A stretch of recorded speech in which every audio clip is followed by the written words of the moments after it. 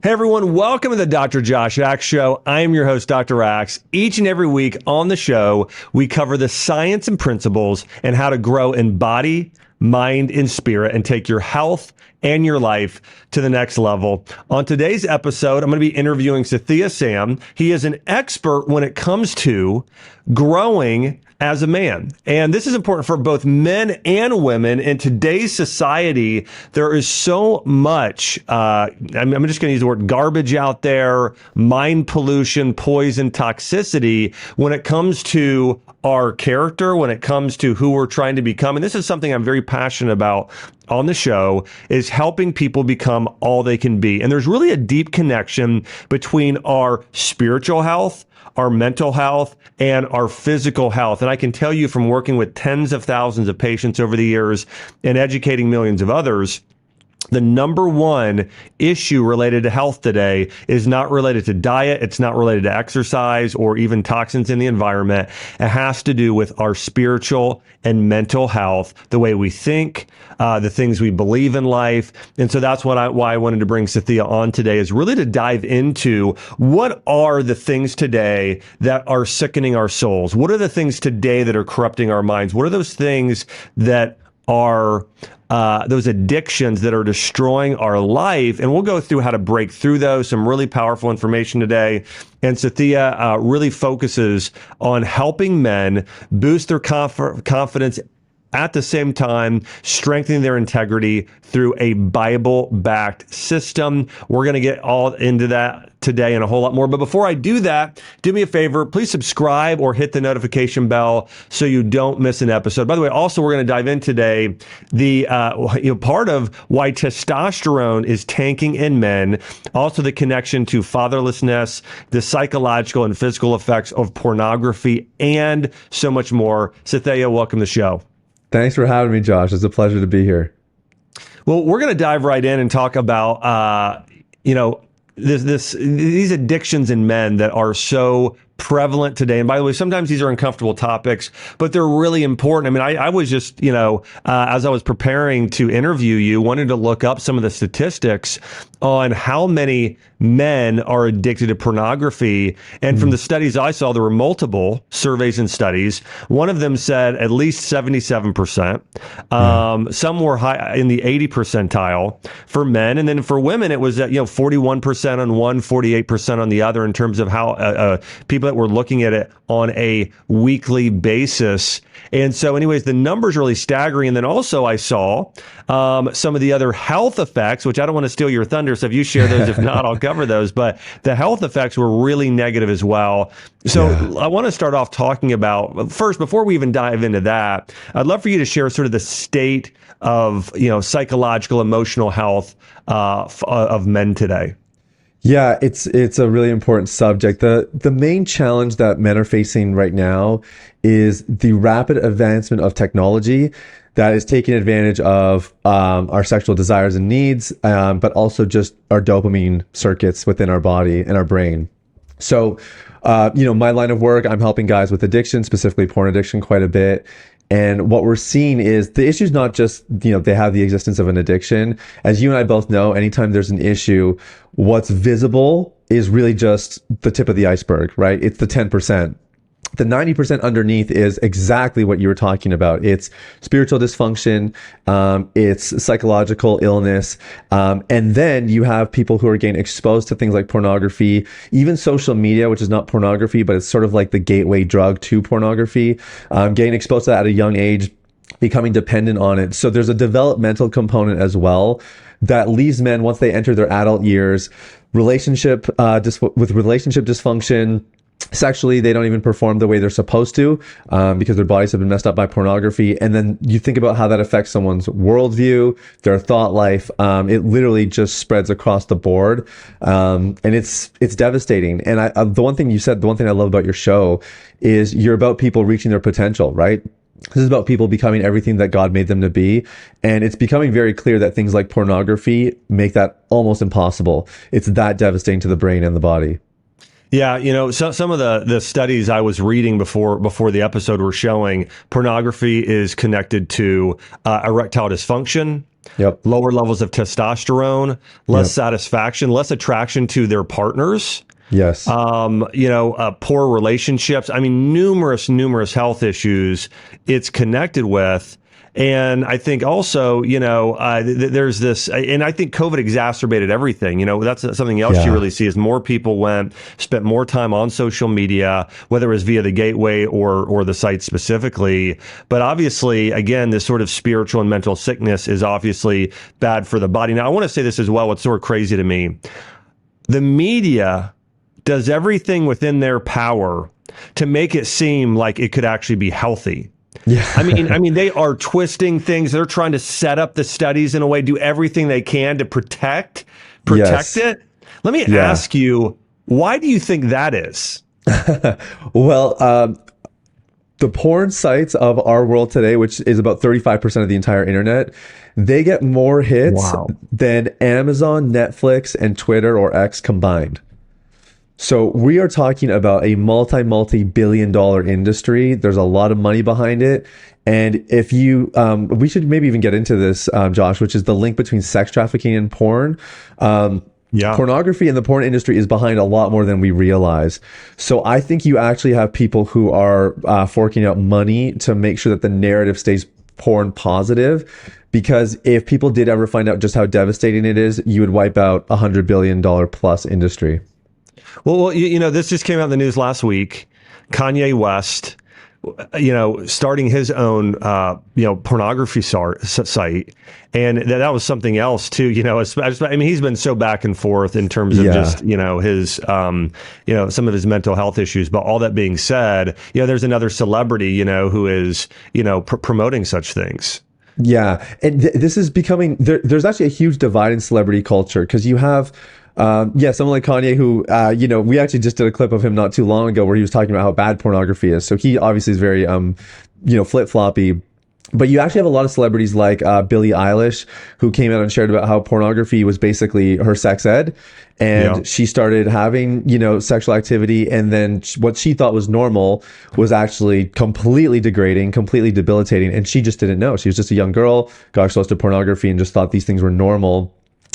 Terry Crews is another person who's been very much an advocate for anti-porn and has shared about how he almost lost his entire marriage over this thing, which people have a hard time believing until you get into the weeds of it. And then you realize actually these stories happen all the time. The divorce rate's super high and people talk about, couples changing and they grow apart, but actually pornography is involved in 50 to 60% of most divorce cases. It's actually cited as a reason.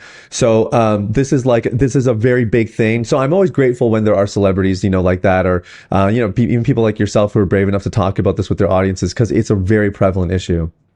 Well, again, on the show, I want to cover topics, even if they're uncomfortable, that really make a difference and impact in our physical health and our spiritual health and our mental health. And of course, this is very, very high up on the list. Let me ask you, in terms of when you think about the biggest side effects, and I mentioned some that are more health related, but what are some of the things that the side effects you see when somebody is addicted to porn? So there's three categories I'd put them in. So the first would be the relationship side of it. So there's over 100 studies that I'm aware of that have demonstrated that when people are watching pornography in a relationship, honestly, whether they're doing it together to maybe spice up the sex life, or it's just one person who's watching in secrecy, relationship satisfaction tanks. There was one study where they measured 31 different relationship metrics, and they found that 30 of them were all negatively impacted by pornography, and the other one was neutral. So, and again, we could slice this 100 different ways. Relationship quality suffers, and attached to that is sexual satisfaction in the relationship as well, which is counterintuitive to some people, because they would think, well, watching pornography, it gives people ideas and it kind of adds some spice and whatever. The problem is you end up conditioning yourself, especially the guy side of it. I'll speak to that experience more. You end up conditioning yourself to experience arousal apart from your partner, which becomes a huge problem in the course of time. And so you see sexual satisfaction starts to tank, and the people start to grow apart. There starts to be less need for each other, and it becomes a huge issue. So that's the big bucket. I'm a big believer that the reason we exist on this planet is for relationships. So I think if something's negatively affecting our relationships, it's worth our attention. The second element is the physical arena. So there's 5 major things that we know for sure are caused physically by consuming pornography. So the first, you already mentioned it, Dr. Axe, it's erectile dysfunction. In 2001, the rate of erectile dysfunction among men under the age of 40 was about 5%, which is what you would expect. That's not really a young man's issue. Today, it's believed to be as high as 30 to 35%. So these are young men who are supposed to be in sort of the peak of their sexual development, and they're having major performance issues.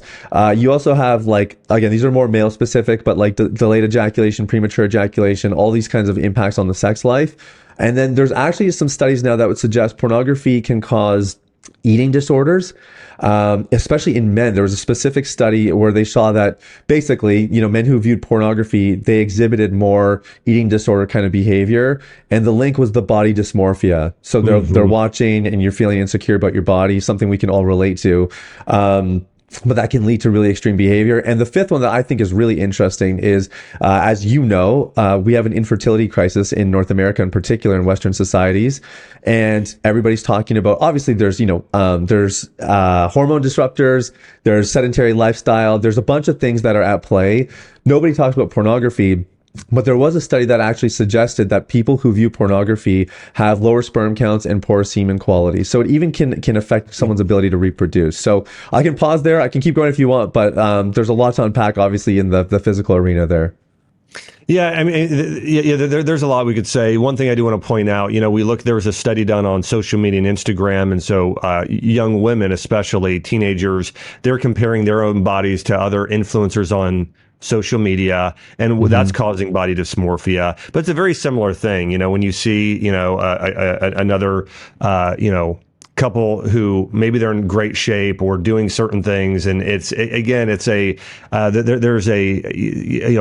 level of comparison there that is going to affect your self-esteem. There's one other thing I want to point out too, in that we had mentioned, that I'd mentioned earlier, and you had brought up such a good point here. There's a sermon that I listened to years ago, and it was by Andy Stanley, and it was called "The Principle of the Path," and it was all about, like, okay, is it wrong to spend a lot of time on social media or following people that are attractive, or what? Right. Well, I don't know if it's wrong, but it's a path. The whole thing is, I mean, even what you're sharing here, a lot of times, I think this is how people get sucked in. It's like, well, it's morally gray, and so that's okay, but it's a path. But I also do want to say, I think Jesus is very clear on this. And if you want to know, is it moral or not to look at pornography? And Jesus says in Matthew 5:28, but I tell you that anyone who looks at a woman lustfully and has already committed adultery with her in his heart. And so has already committed adultery. I mean, that's breaking a 10 commandment. It's obviously a grave sin. And so all that being said, if you want to know the most virtuous person that ever lived, his take on it, it's that it's evil. It's sin. Yeah. You're doing something very bad if you are looking at pornography. Yeah. And, the one thing that people often, this is a very common question we get is like, how far is too far, or where's the line? People basically what they're asking is, what can I get away with? Right. Yeah. And the one thing that's so important about that verse you just shared is, there's another translation that says, he who looks at a woman with lustful intent. And so it's not even about the behavior. It's actually about the intent of the heart. So, even like a double take, or position. Sometimes people position themselves to be in not so great situations, right? And it's exactly what you said. The question is not how far can I go down this path. The question is, how can I find a superior path? And that's actually a good segue into the third arena that is really impacted by people who view pornography, which is their spiritual life. And if I could break it down a little bit, I would say spiritual life would be a sense of purpose. It'd be the values you live by and the ability to feel connected to God. And all three of those are impaired I think we all obviously can understand how this would impact our relationship with God or our ability to connect with Him. I think that's a given. One thing that's really interesting to note, there's a guy named Jay Stringer, and he did extensive research on people who had unwanted sexual behavior. And he was evaluating, it was like what they call multivariate analysis. So they're trying to see like, okay, there's all these different factors in people's lives. Which are the most impacted by somebody viewing pornography? And what they found is that the greatest contributing factor or the greatest correlate was a sense of meaningless or purposelessness in life. Yeah. And I was at a Jordan Peterson lecture one time, and he used to do addiction research, and whether you like him or hate him or whatever, he's very well knowledge. I'm a big fan. So oh, perfect. Yeah. Okay, great. And he said he wasn't even talking about addiction. That wasn't what his lecture was about. But just in the middle, he made this statement. He said, the main reason that people quit addiction is because they find something better to do. And there's another phrase like idle hands make the devil's work. And I think that's what a lot of, again, I'll speak to men, but I'm sure women would be similar. A lot of things we're running into today is that we're bored. Now, I say bored with quotation marks because I don't think we're actually bored. I think what's happened is we are so used to being overstimulated that when we're experiencing normal levels of stimulation, we think we're bored. And and that boredom or that sense of meaninglessness, purposelessness, I think it's driving a lot of people to pornography and other things. And it's not just driving them there. In fact, rarely that's what drives them there. I should say that differently. There's different reasons that people find it, but it's the meaninglessness that keeps them there because they don't have a better reason to not do it. I absolutely agree. Here's the thing. There's a spiritual leader I love, and here's what he says. He said, busyness, which is really equated to what you're talking about. You're doing something to try and find meaning in your life, but it's artificial significance. It's not real. That's pornography in a nutshell. It's something. It's not a real person in a way. It's not a real relationship.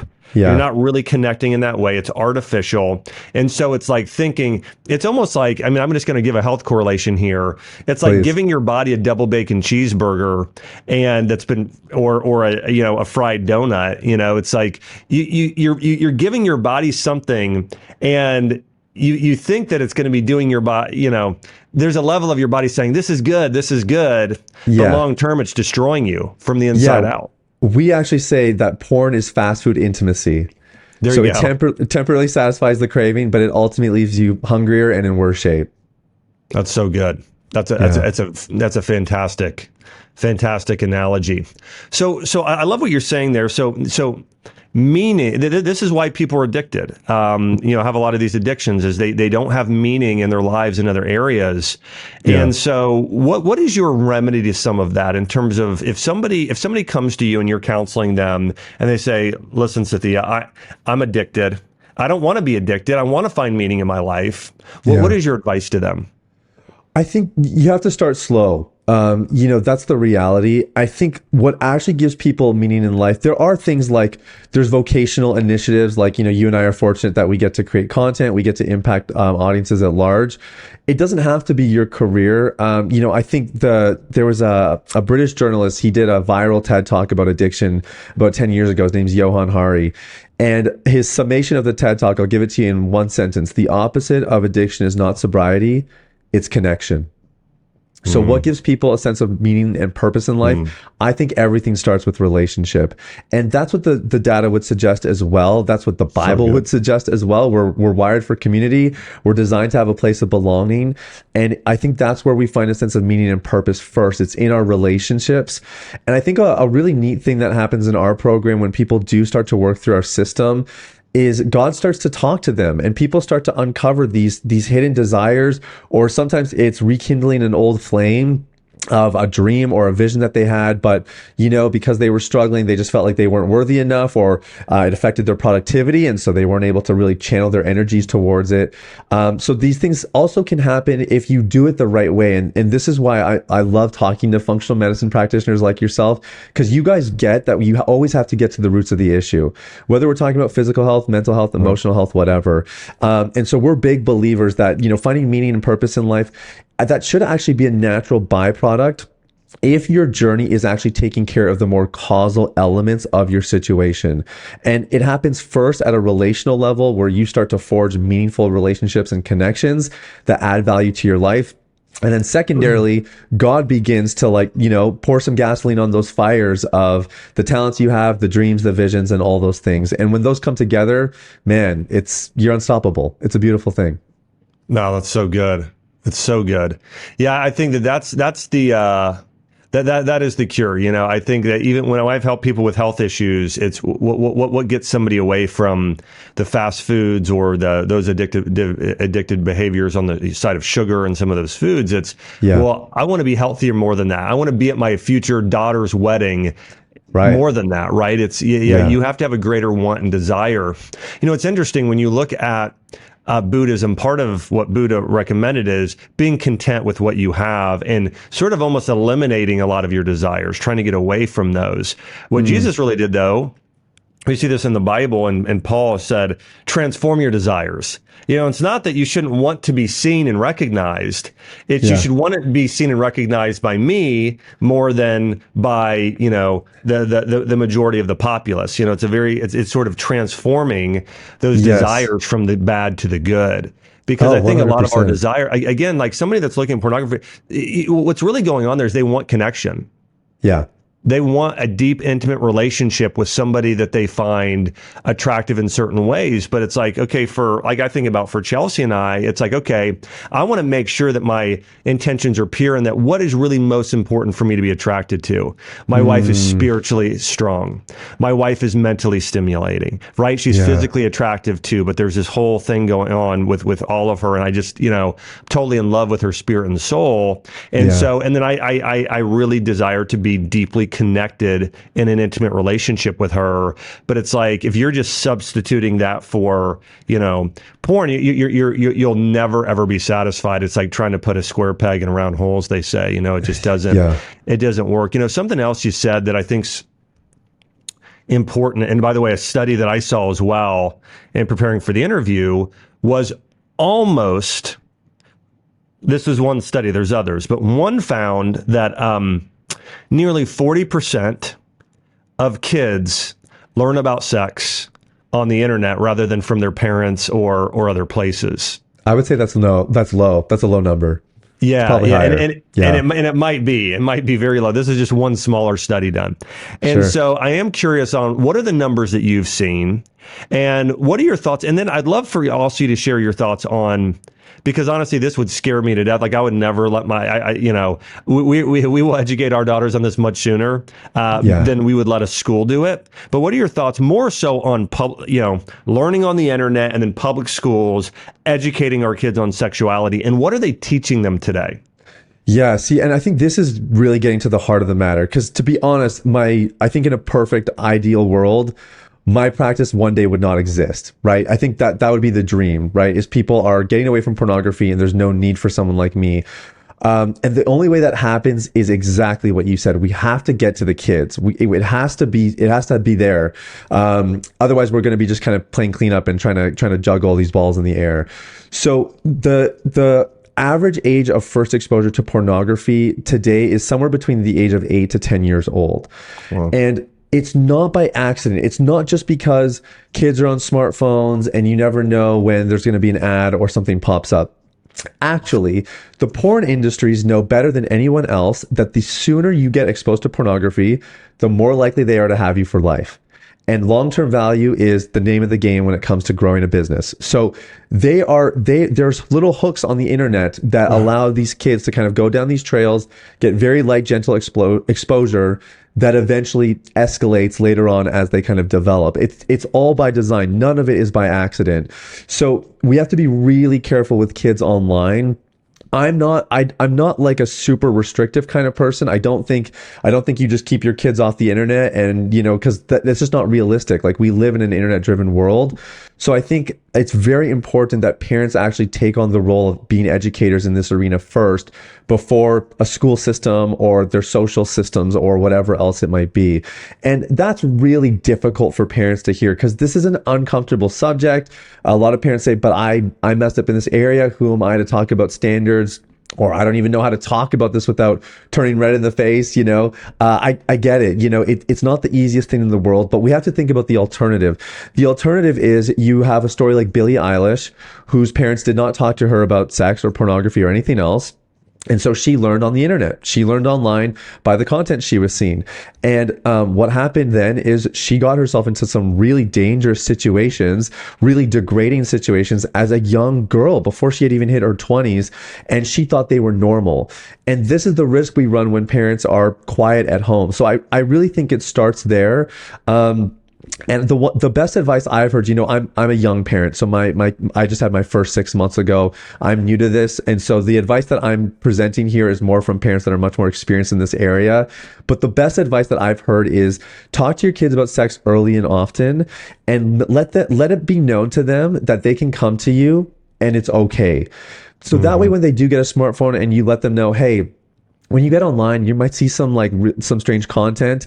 If you ever see anything like this and you can give a description of it, just come to me and let me know. You're not going to be in any trouble, but being able to keep those lines of communication open at an early age is really, really valuable. And look, if parents are listening and you have kids who are a bit older now and you haven't done that, there's no time like the present to start. It's never too late. It's better late than never. But you can be that voice of reason in your kids' ears, and you could save them from making some really bad decisions down the road. So cannot overstate the role that parents can play in the more preventative part of this. Yeah, I mean, I still remember the day my dad having the sex talk with me. I mean, Okay. I still He did it remember with you. we're Okay. outside our house and, outside of Troy, Ohio, and him having the conversation with me. And I remember him being uncomfortable. But it was a good, it was a good connecting moment with my dad. And I think that, again, we were both a little embarrassed, but you know what? Yeah. I'm so glad that I learned about it from my dad and not from the internet, not from a school system. And I'm glad my dad was brave and courageous enough to do it. And I think that parents that don't do it, there's a lack of, again, I know this might sound harsh, but there tends to be a lack of courage, wisdom, or love, or all of the above when it comes to why you don't have that conversation with them, or laziness / apathy. I think that it's obviously it's incredibly important today. And just another story I'll share. I was at a philanthropic event, and a father shared with the group that his daughter, and by the way, this was a man who was pretty upstanding. I would say that was really respected in the business community, and he was just in tears because his daughter, who again, you see this all the time, but you would think very moral, goody-goody girl, but ends up, going the wrong site once or twice, and then ends up them blackmailing her, and then ends up in sex trafficking. Yeah, right. I mean, it's heartbreaking. Yeah, that's another really common one, especially certain platforms like Snapchat, Instagram, any platforms that have messaging, very dangerous. There's a lot of predators out there, and that story that you just articulated, you'd be surprised how many hundreds of thousands, maybe even millions of stories like that are out there all the time. And it puts girls in really precarious situations. I don't know if you've heard at all about kind of the rise and fall of Pornhub the last few years. There's a big expose done on them in 2021, I believe it was. Visa and MasterCard, they pulled their relationships with them, refused to kind of partner with them based on what was exposed, which was basically that, number one, about 80% of their content featured girls that were underage. Number two is there was tons of sex trafficking that was affiliated with a lot of this content. But then number three is the blackmailing that was happening. So these girls were basically, getting exposed online. There's nothing they can do about it. And now they have to be quiet, or they have to do worse things for them to not be further exposed. And so this was like the big story in this expose that was done by a journalist in the New York Times. This was the story of, I think, a 14 or 15-year-old girl. Someone took a video or had some pictures in high school, started to circulate around the school. And she basically became suicidal over it. And she left the school. She couldn't find any school where people didn't know her story. And so she basically ran away from home, became homeless. It was this awful, awful story. And she's not even 18 yet. She hasn't even hit adulthood, and her life's already been completely derailed. So there's a lot to be, again, the internet's not, we don't want to be the boogeyman about this, but you have to be careful. You got to use some wisdom around online usage. How can I mentioned this earlier. I was so blessed to have a dad who had these talks with me, who always showed up, who was there. Yeah. But there's a lot of people who don't have that father or father figure in their life. Well, how much do you think that's playing into a lot of the addictions today, some of the things going on, and any solutions there? Yeah, I think it's a huge part of it. You really can't understate how important the role of father is in someone's life. We have three pillars to our recovery process, and the third pillar is identity. And I don't think anybody plays a bigger role in instilling identity in a person than the father, whether it's their daughter or their son. Yeah. There's just something about a father like looking you in the eyes and telling you who you are, or even just modeling what it looks like to be a person of integrity, a person of character, a man of God. So I think that goes a long way. I think we know that when fathers aren't in the home, the likelihood of criminality increases, the likelihood of poor performance, even socioeconomic status. I mean, it's all across the board. There's an interesting link with porn usage in prisons, and I forget what the stat is now around what percentage of people in prison are fatherless, but it's very, very high. It's probably 70, 80%. Oh, yeah. Ted Bundy, I don't know if you've ever heard the story. Ted Bundy was one of the most maybe notorious serial killers of the last 50 years, right? And he was, he would groom women, and then he would rape them and he would kill them. He was brutal, and I believe he did it 29 documented times, if I'm remembering correctly. He got the death penalty. That was his sentence, and the day before he was going to get put to death, there was obviously, you can imagine, a flood of media inquiries. Everybody wanted to interview him, and he turned them all down except for one. He agreed to be interviewed by Dr. James Dobson on Focus on the Family. And in the middle of the interview, because again, this had everything to do with just his life and how does somebody get into this behavior and all that. And he asked him, what do you think was the single contributing cause? Like what contributed more than anything else to you, living your life this way and ending up in this place? And he did not even think twice about it. He said pornography. He got exposed to pornography, and he said, I was watching pornography, and he said, eventually what I was watching wasn't enough. And so naturally, like again, today what happens is what you watch isn't enough, so you watch more extreme content or more obscure stuff, and then eventually it leads to pain for sex, or in this case, he sought a thrill a different way. But he attributed it to pornography.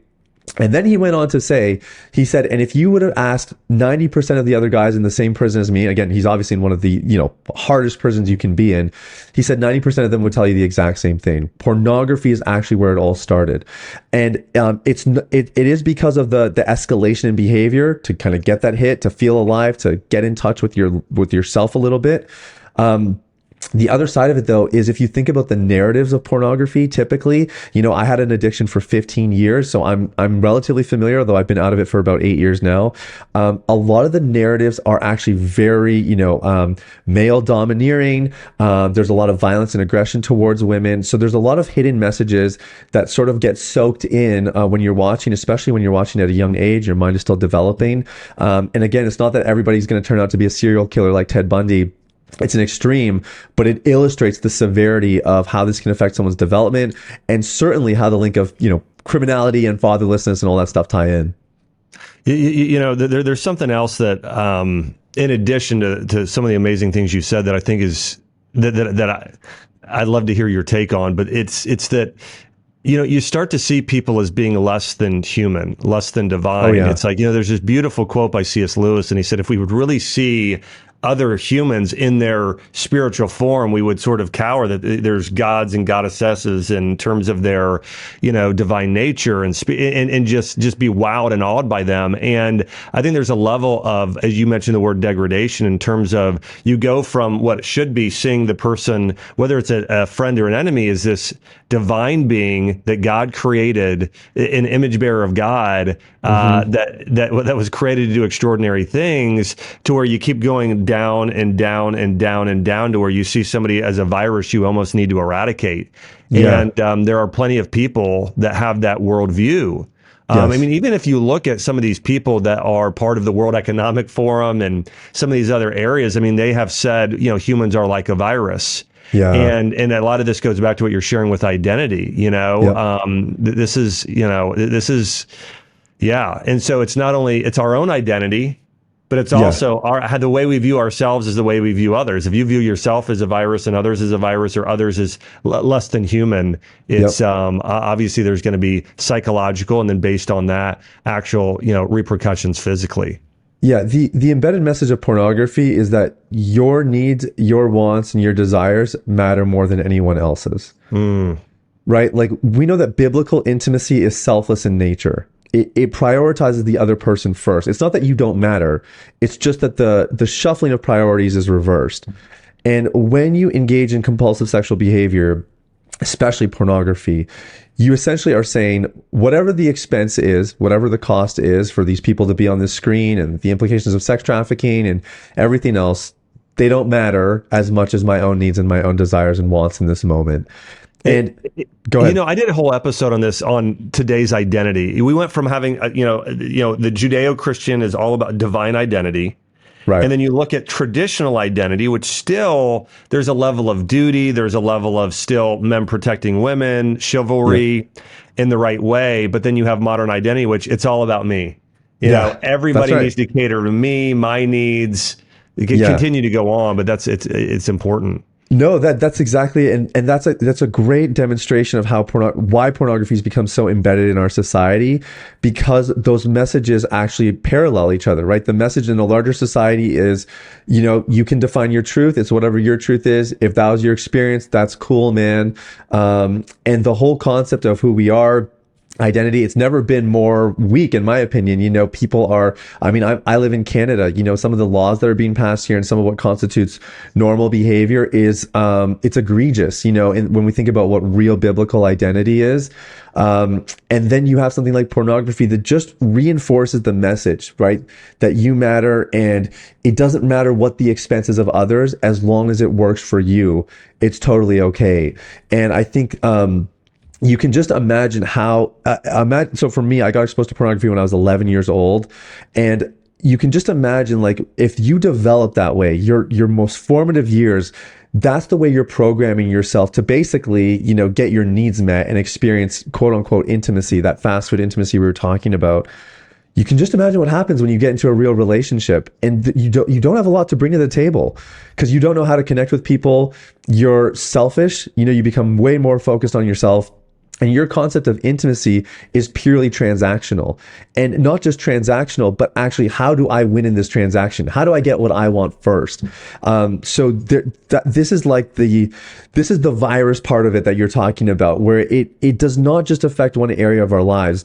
In fact, the sexual parts of our lives are the least affected by pornography. It's everything else that gets deeply impacted. And again, it always comes back to those relationships, obviously, and how we view ourselves. Yeah. And another layer on top of that, one of the biggest things I think people say who are, and this is with any addiction or any sort of immoral act, but it's that, well, this is only impacting me. Not even looking at pornography. I mean, let me give you an example. If I am walking down the street and I'm with my wife, Chelsea, and I look over and stare blatantly at another, like, I am harming her. I'm aware I would be harming her spiritually, mentally, physically. Right. Harming her, harming our relationship, harming our children. Like, the repercussions are so much greater than people would realize. You're harming actually future generations. Yeah. And so it's really, really way, way more damaging than people would realize. But that's the thing with almost any immoral act. People think, or many of those acts, is it's only affecting me. No, you can't do something that just affects you.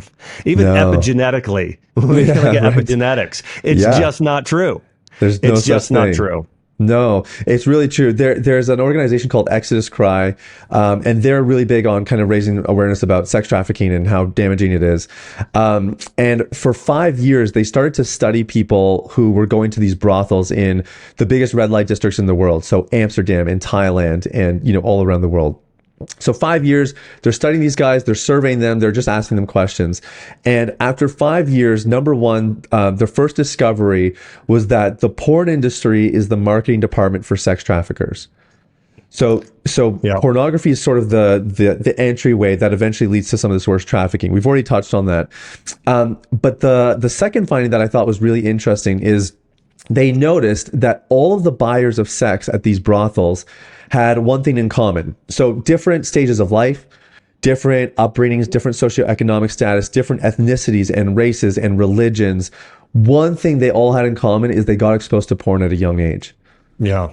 So when we're talking about this multi-generational impact, it's twofold. Number one is, yes, as a parent, you do your part. The other thing we probably need to talk about is, as a parent, you also need to set an example. right? You have to be that example. And it's one of the things, we work with a lot of fathers, and it's one of the things that we encourage them when they're trying to find that why, that reason, the reason to quit, the reason that has to be more enticing than the pornography itself. A lot of that digging in often lands in future generations. It's, I don't want to pass this on to my son. I want my son to live in a better place, and I don't want to be part of the problem. I want to be part of the solution. I think it's a really noble thing. And going back to what we said at the beginning, relationship is what drives a lot of our behavior in life, good or bad. And it's a really beautiful thing when people can tap into, man, the relationships that I have in my life, the friendships, certainly, with my children, even with my parents, my peers. If I can be a better person, free of pornography, living a virtuous moral life, on fire, on purpose, living with a reason, that of course is going to affect the people around us. So there's no such thing as like, this is just you and your screen.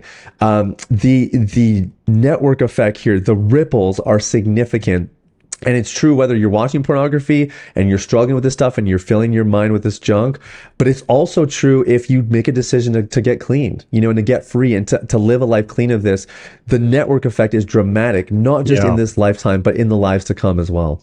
Yeah, it'll impact your life in such a big way. I remember, let me say one of the things that really I feel very blessed to have outside of probably my first 2 years of college, having, exposing myself to it. Outside of that, really not. And the reason is my parents, and it really plugged me into a lot of great Christian camps. And I went to a Christian school through 8th grade and those sort of things. And they struck the fear of God in me with it, which I'm so blessed by, because again, for me, like I remember someone coming and giving a talk and saying, looking at this will harm your future marriage. It destroys your, brain. It hurts your soul. It does. And me walking out of there thinking, and I remember being at someone's house and them trying to, open a magazine, pornography and things, and like thinking in my head, I'm not going to look at that, because again, I had the opposite of what most people get today, which is it's good for you, which is so insane. It's crazy. Instead, again, my parents got me this exposure of it will rot your soul in your entire life. Yeah. And I think we need to get back to that. And, the message, because it's true. Statistically, it's true. Morally, it's true. The greatest, ethical and moral people of all time would say that it is, completely destructive in every way possible. So anyways, I am grateful to my parents for that, for sure. Well, let me ask this based on faith, because I know you've referenced a few times just faith. Any other thoughts on how your own faith has impacted your perspective on this, and also how other people's, because if I were asked whether somebody is, and I think all these world religions see this as immoral, whether it be Christianity, Judaism, I think likely even Islam or Buddhism, I think there's a level of, like, if I think about what Gandhi would have said about it, or other, like they would not have approved. Almost any spiritual guru of all time would have condemned it. But from your own spiritual standpoint, how has that influenced your perspective? I mean, tremendously. So, I grew up in a pastor's home. I was a pastor for 10 years myself, did Christian education from grade 4 to 12. So very similar story to you, actually, Josh. So I was fortunate to grow up with, let's call it like the moral infrastructure, like a pretty good concept of what was right and wrong. I think the problem with my story, or with my experience, is I really had reduced my experience of God to right or wrong. It was like, either you do what God tells you to do and you're in good standing with him, or you don't. You fall short. And there was a lot of shame associated with that. So my experience younger was a lot of shame. It was very shame driven. And it was sort of like, to not look bad and to not be bad, do the right thing. And one of the really cool things, I was a university researcher at one point, and I was in this very atheistic, anti-God environment. And I remember having this season, probably 6 to 8 months, where my faith was really being challenged, and challenged in a good way. Like the people were not abrasive, but they were atheistic nonetheless. And they're saying, how do you know God's real? And why do you believe all that stuff? And you're just doing that because you grew up in a pastor's home. You don't actually believe that, like kind of just getting all these voices, right? Yeah. And I did a lot of soul searching, a lot of digging. It's probably another podcast for another day. But my conclusion was, I don't have all the reasons. I don't have all the answers. I don't exactly, know. But in my heart of hearts, I know that God is real, and I know I want to give my life to him.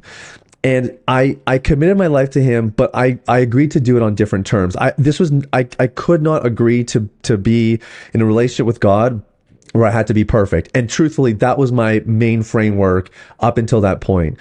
It had to be about relationship. It had to just be about learning to connect with God. And one of the beautiful things that happened when I prioritized just building a fluid, dynamic relationship with God is my desire to watch pornography diminished, not entirely, but it diminished not because it was the wrong thing to do, but because I knew it was going to affect my connection with him.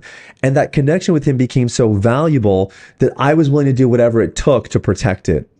And so I think for people to really integrate their spiritual life into this concept, it's not don't watch pornography because it's bad for you.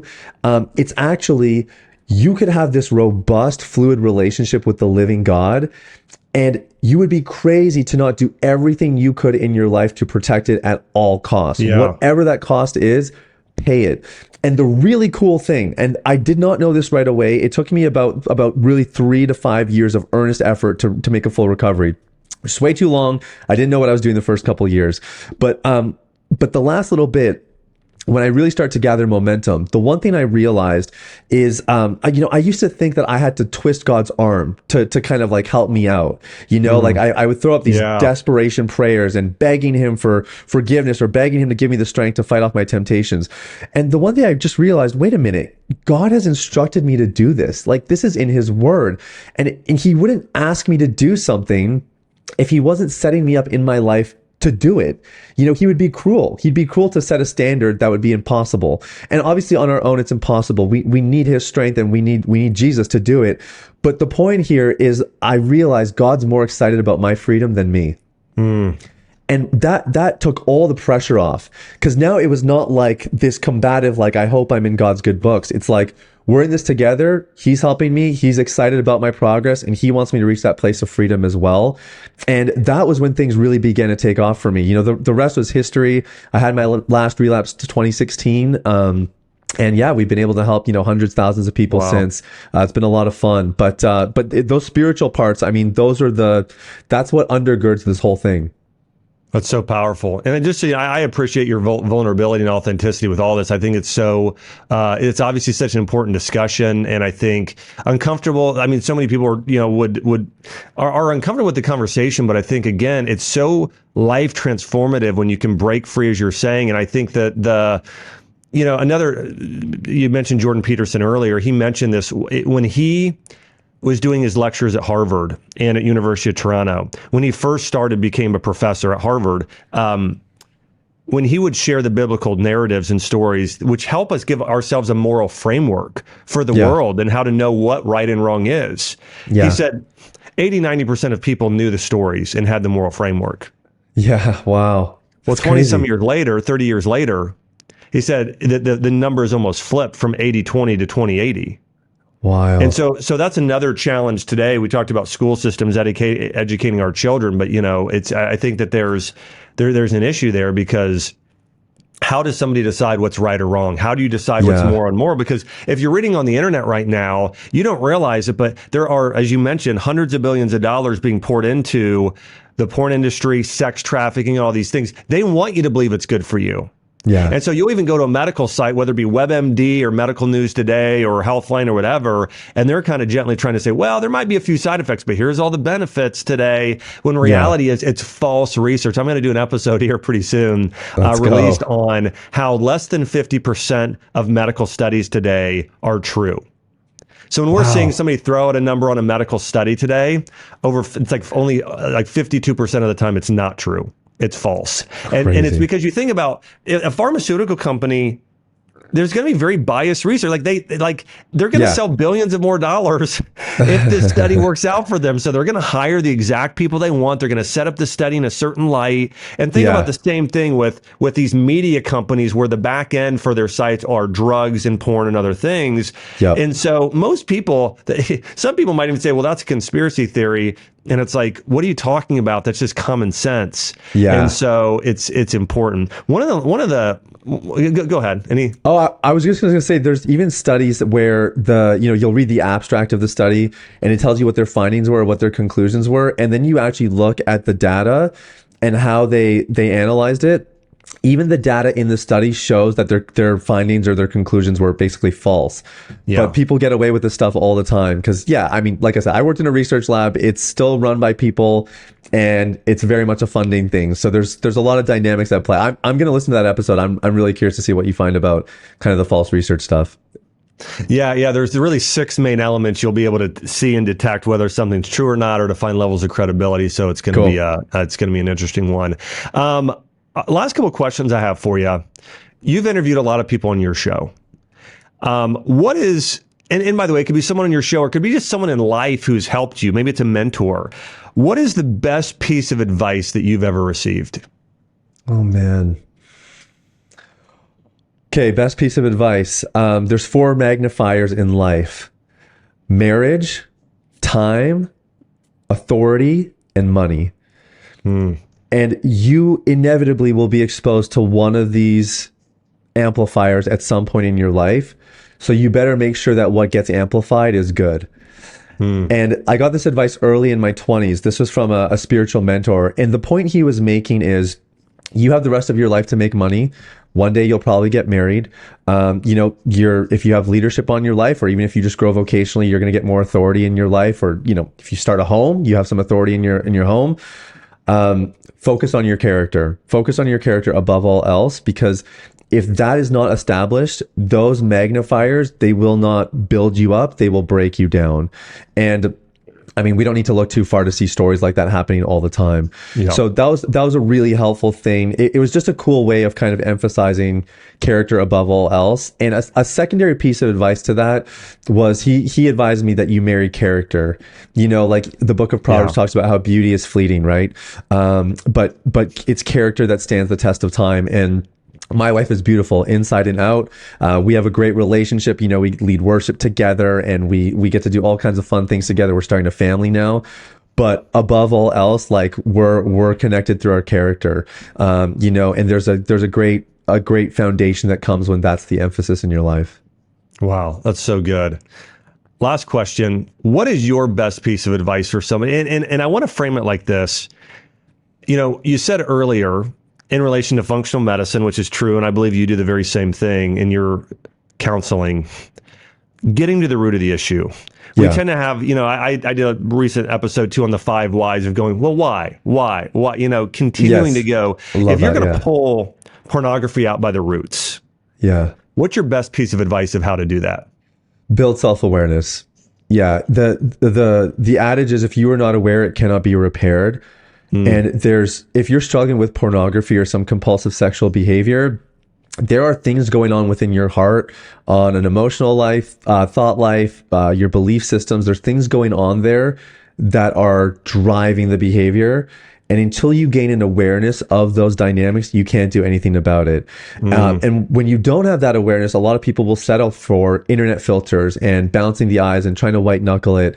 But if you really want a holistic solution, if you really want to get to the roots of the issue, it's got to start with that awareness piece.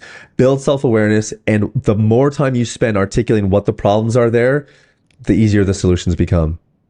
That's so good. That's great advice. I want to encourage everybody to check out Sathiya's podcast. It's called Unleash the Man Within. And again, this is something, and Sathiya, I'm going to have you on again in the future, and we're going to actually do a different topic. I want to get into masculinity and femininity and really just what it takes to be a man today. But again, I want to encourage you to check out his podcast. Also, he has an amazing program. Listen, as we share the statistics, so many people have an addiction. And he's got a program called DeepClean. And I want to encourage you to go and check out the program. And Sathiya, let people know maybe the website or where specifically people could find you. Yeah, the podcast is called Unleash the Man Within. And we do 4 episodes a week. We have fantastic guests like yourself, Dr. Axe, on it. And then the site is deepcleancoaching.com if people want to find out more about the program. Again, Deep Clean Coaching, guys. I want to encourage you to check it out. And wanted to say, hey, thanks everybody for tuning in. I hope that this information has been impactful for you. And it might be impactful for you personally, or maybe it's for a child or a friend or somebody where you can be the hero and guide for them and helping them transform their life. And remember, each and every week, we're diving deep into topics like this on how to grow in body, mind, spirit, and take your health and your life to the next level. Hey, don't forget to subscribe, like, and share this episode. The world needs to know. I'll see you on the next episode. Hey, if you liked this episode, then you're going to love my interview with Kurt Storing, where we discuss healthy masculinity, marriage advice, and fatherlessness. Click here to check it out now.